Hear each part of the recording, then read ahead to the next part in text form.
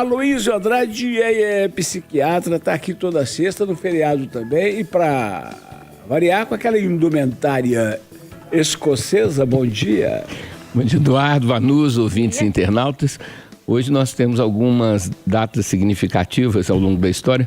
A primeira missa que foi rezada no Brasil, Eduardo, foi então há 526 anos atrás, né? Então, inaugurando-se a questão do catolicismo no país. Outra coisa foi a criação da vacina para poliomielite, foi na década de 50, em 55 para ser mais preciso, e que desde 1989, gente, que não tem nenhum caso de paralisia infantil, de poliomielite no Brasil. Então, para os que duvidam das vacinas, vão mudar de opinião, vão acreditar, porque a vacina realmente é o que mais protege das doenças. 32 anos, Eduardo, da morte de Ayrton Senna. Aí que a gente vê que o tempo voa, né? Para os que estavam conscientes na época, parece que tem pouco tempo, mas 32 anos. E por último, um dado importante, Vanusa, que há exatos 80 anos atrás, o então presidente Eurico Gaspar Dutra, influenciado por sua esposa, Dona Carmela, proibiu os jogos de azar no Brasil. Vocês veem que o próprio nome já indica que o jogo, a chance de ganhar, a chance de ter sorte é muito pequena, por isso ele até chama jogo de azar. Então ele proibiu os cassinos, proibiu todo tipo de jogo que tinha no Brasil, né? Ele tinha 3 meses de governo. E hoje, Eduardo, é considerado a maior causa do endividamento dos brasileiros. Você acredita nisso, Vanusa? Os jogos. A pergunta é, quem decide pela internação involuntária quando o cabra não quer? Olha, Eduardo, eu posso fazer um raciocínio que vai tentar ser rápido, apesar de que ele vem sendo construído há muitos anos. Primeira coisa é saber que a internação involuntária só é indicado, o processo só é indicado, a internação só é indicada quando a pessoa está tão fora de si, está tão sem capacidade de consciência que o livre-arbítrio, a escolha dela está comprometida.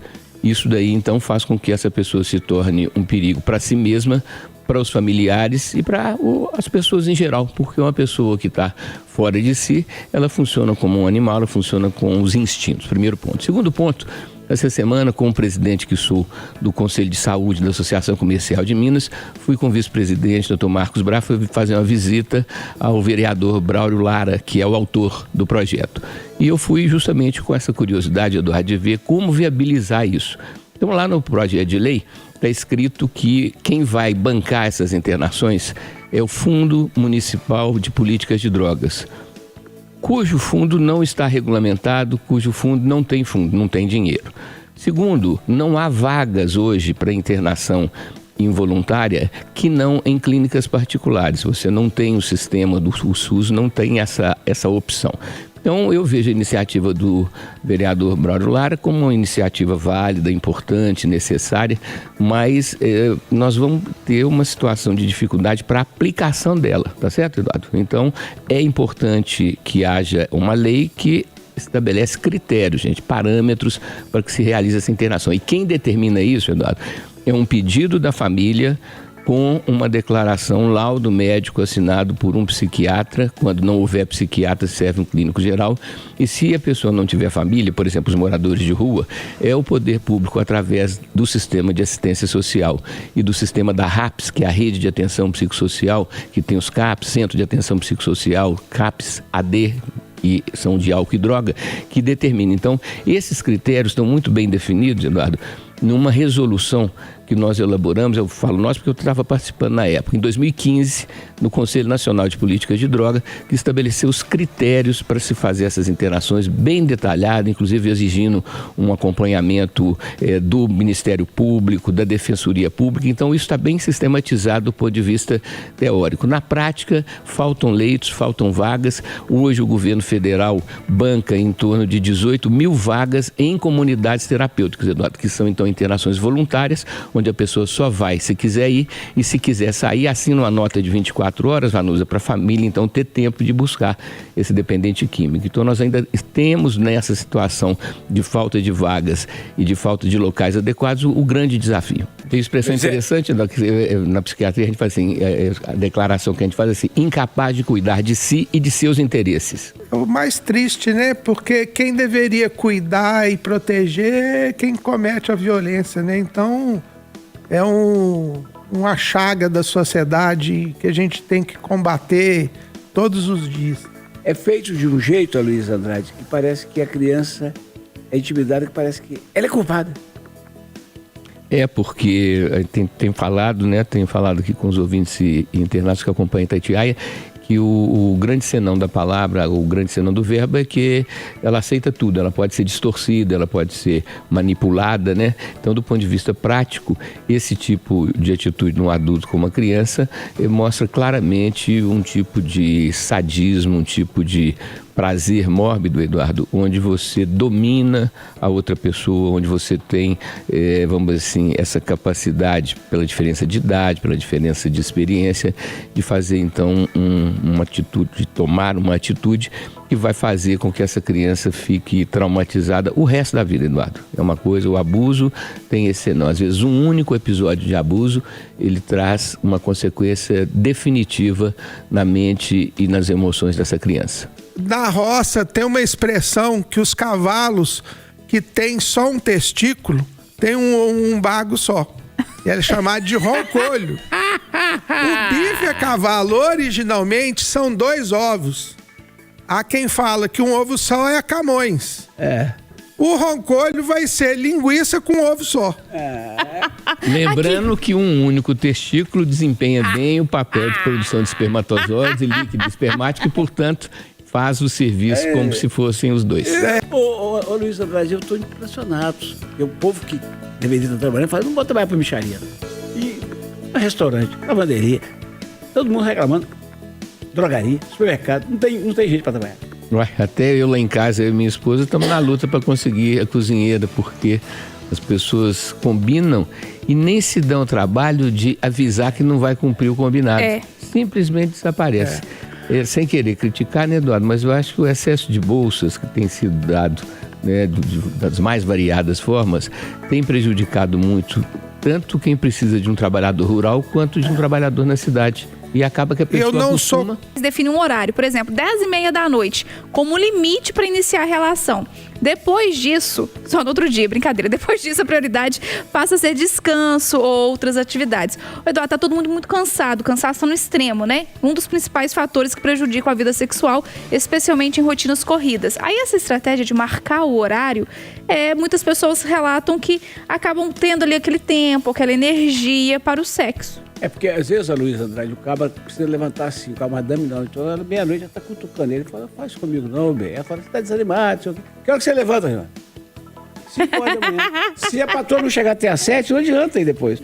Então, doutor Luiz Andrade, é esquisito, mas pode funcionar. Eduardo, não concordo não, viu? Não, né? Porque assim, a coisa mais, vamos chamar assim, mais natural, ela é espontânea, né? Acontece sem você fazer o planejamento. Essa questão de você ter a obrigação, isso, usando um termo meio feio, isso é totalmente broxante, entendeu? Você ser obrigado a ter ereção, e essa é uma grande diferença do homem para a mulher, né? Porque o homem ele precisa de ter um nível de ereção, porque senão a coisa não acontece.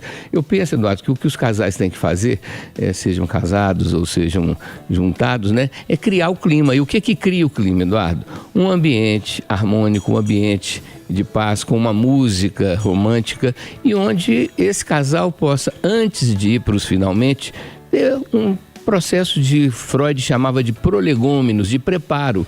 Então é você dançar com a sua companheira ou com o seu companheiro, né? E esquentando os motores, para depois então, agora esse tem de obrigação, tal hora, isso aí para mim é totalmente desanimador. Um estudo indica que a combinação de música com estimulação auditiva por batidas pode reduzir a ansiedade e o afeto negativo. Esse estudo, gente, revelou resultados que também sugerem um possível efeito dose-resposta, em que períodos mais longos de escuta geram maior benefício.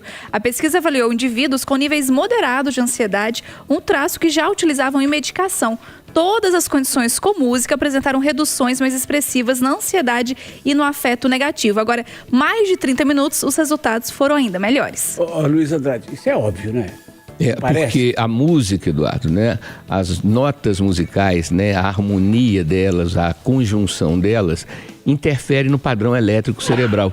E como nós somos feitos de 3 coisas básicas, que é a questão da eletricidade, da química, que são as substâncias produzidas, não só os hormônios, mas principalmente os hormônios, e a parte psíquica e emocional, Eduardo. Então, você com o padrão da música, você interfere no padrão elétrico cerebral, e as ondas elétricas cerebrais, as ondas alfa, né, que são as ondas de mais bem-estar, de mais tranquilidade, as ondas mais harmônicas, elas são então perfeitamente trabalháveis, vamos dizer assim, através do som, do estímulo das músicas. E pesquisas mostraram, eles fizeram isso com tomate, que é uma planta muito sensível. Os plantios de tomate, onde colocavam música mais pesada, tipo rock, tipo funk, o crescimento dos tomateiros era muito menor do que com as músicas clássicas, as músicas que a gente chama então de músicas mais elaboradas, né? Então essa influência é inclusive usada, tem uma ciência que chama-se musicoterapia, quando eu trabalhei lá em Buenos Aires, que era o principal tratamento para os dependentes químicos no Cenarias, que era um hospital que eu pude fazer lá a formação, com 100 pacientes, 70 homens e 30 mulheres, e nesses casos, então, a musicoterapia era baseada principalmente, Flávio, em sons desses de percussão, tambores, tamborins, né? Coisas que não, elas são mais, vamos dizer assim, mais arquetípicas, são mais antigas, são mais profundas do ponto de vista da origem, né? E os dependentes químicos, então, tinham lá bons resultados, uma harmonia muito grande ao executarem essa relação com os tambores e com outros instrumentos de percussão. Aloísio A. Andrade é o Instagram dele. E o telefone? Isso, 319-9910-9855.